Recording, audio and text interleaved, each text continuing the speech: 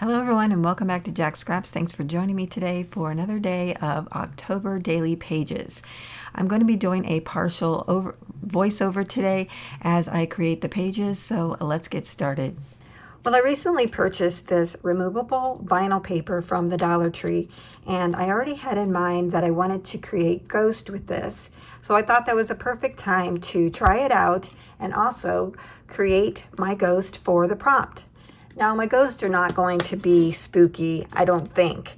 What I decided to do was to create some bat ghost, and I love how these turned out. Now, these are just torn out of the paper, but I wanted to show you what they look like before I put them on the background. So I went into Cricut Design Space, I selected a bat, and then I selected a ghost that I like.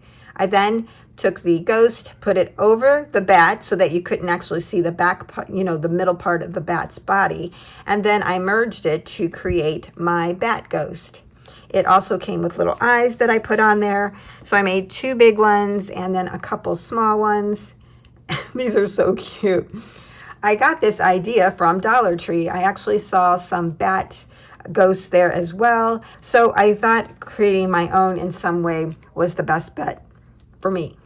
So here's the paper that I selected. I had this in my digital stock, and this is from Carta called Happy Halloween. It came with all of this that you see here. I just love the whole little town. We even have stoplights in there. This says Halloween. Just really fun. And even the bats up here. Super cute to be using to go with my ghost. So I wanted the ghost to be flying over the town. And so that's what I'm going to do. Just add a couple ghosts around here and we're going to call it done.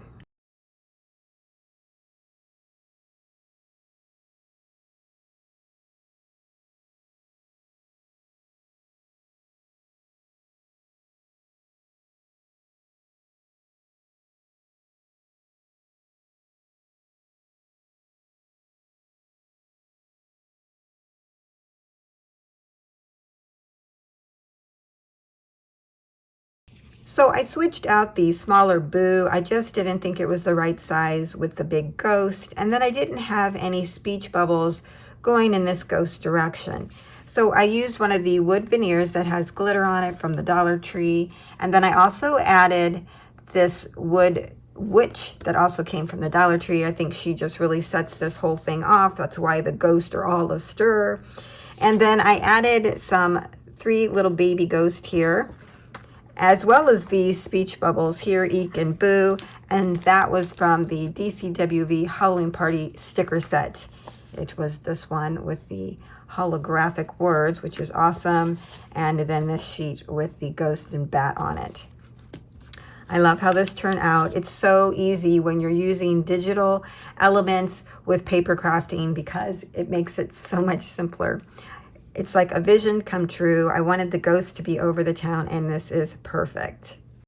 Our next layout is going to be using the Ghouls Night Out collection designed by Dani. This is a digital collection, and I printed out the paper that you see there.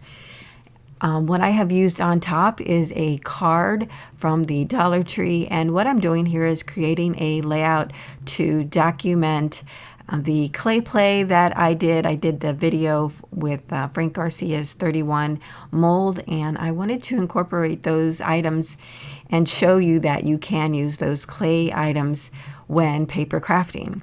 So I layered the card with some doilies that I got from Hobby Lobby, and then on the inside I'm also layering up the photo that I took of all the molds that I took, or clay molds, and I'm using some more doilies there as well. I've already included my journaling on the inside of the card, and then on the front I added my clay pieces. Here I'm doing some stamping, and these stamps are from Feed Your Craft, if I'm not mistaken, and then I added a gem or two from Crafter's Square. Now here, to make the card easier to open, I have punched out some little tabs that I'm adding. I added it, but I end up forgetting about it most of the time that I have it. So here's a final look at the project. Now we're going to move on to documenting my Halloween decor, and I am using another digital collection by Rachel Designs, Cute But Creepy Halloween. So I created my layout using Adobe PowerPoint, and I was just going to add my photos to the top of the layout, but I changed my mind and decided to cut the house out and then actually print it out again so that I would end up with multiple layers. So once I cut the house out, I decided to cut the insides of all the windows out, and I'm going to end up backing my nighttime photos of my Halloween decor on the back of the windows, and that way you'll be able to see it through the windows. And then when you lift the cutout part of the house up, you will see the day photos of my Halloween decor. So I'm just kind of doing layering and showing you day and nighttime photos. So on the bottom layer here, you're seeing me add all of my day photos. And then here for the nighttime photos, I actually ended up having two copies printed, so I glued them back to back, and then I put them in place where the day photos are, add some glue, and then add the top layer on top. And then that way they're placed perfectly in alignment with the day photos. And then when you lift up the house cutout, you'll be able to actually see the full nighttime photo as well as the day photo.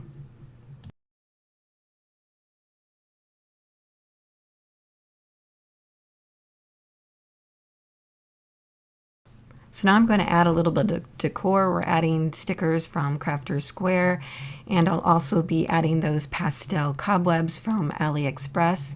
And I'll be using some DCWV stickers, the little spider there, and these bats.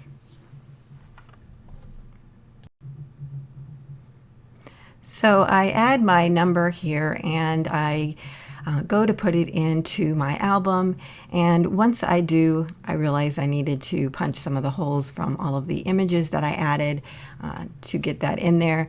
But when I get in there and I start looking at it, at first I didn't mind that the background was white with the night photos, but then I changed my mind and I decided to use this Heidi Swap stencil, and I first tried to use archival ink, and that didn't work very well. I then tried to use some Ranger paint, and it just, I think it's an old paint. It was coming out very watery and I didn't have enough. And so I decided to switch to Studio 71 acrylic paint, and then I started to add that over the stencil. So I'm adding it everywhere except for where the photos are.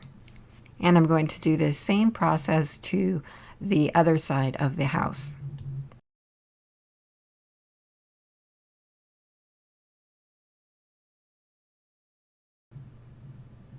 So I do like the way that the stenciling turned out. It is a little bit messy, but I think it would have been better if I did the stenciling first and then added my photos. It's just that I didn't think about it until afterward. So I do end up getting a little bit of paint on my final project on the front side.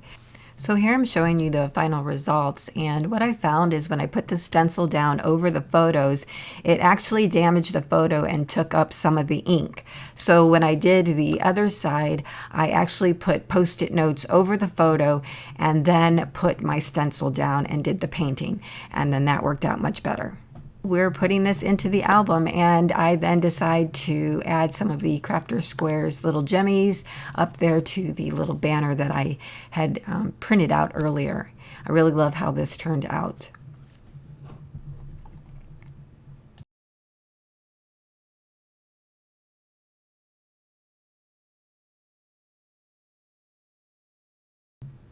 So here's a final look at the project in slow motion.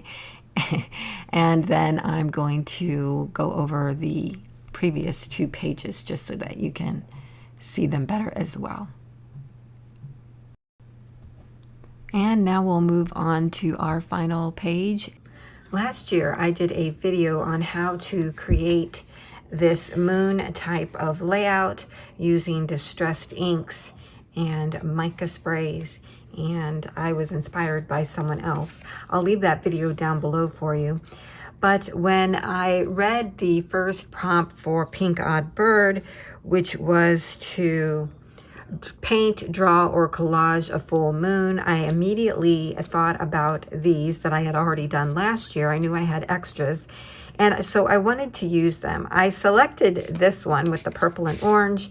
I actually cut the moon out, and then I decided otherwise. What I ended up doing was taking a die cut from Spooky Nights. I took that, laid it on top of this down here, and then I cut the moon out. And then after that, I actually sewed on this die cut from Spooky Nights, and I love how that turned out. So even though this is not a full moon, this is the moon that I'm going to be using in my next layout that will go with the second prompt. And that is, Dr. Frankenstein has asked you to create an animal companion for his monster. What does it look like? So I am combining these two prompts. So here is my page. It's 6 5/8 by 10 5/8 because of the album that I'm using this year. And if you haven't seen my first video for October daily pages and album selection, I'll leave that link down below for you as well. What I've already done is taken a piece of Spooky Nights paper that I wanted to use, and I sewed on this tulle. This is Halloween tulle I picked up from Joann's last year. I know a lot of people are picking it up this year. But I love it. It's so cool to use. And I'm going to create my layout of Dr. Frankenstein's monster and his little animal companion. Now I'm going to be adding some images that I print and cut from Cricut Design Space. The little Frankenstein's monster here, the robe, his companion, and a sentiment.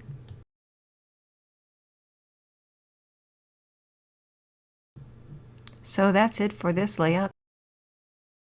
I glued the moon onto the tulle, and I love how that looks. I have Frankenstein's monster walking through the neighborhood, and he is out walking his Pigenstein.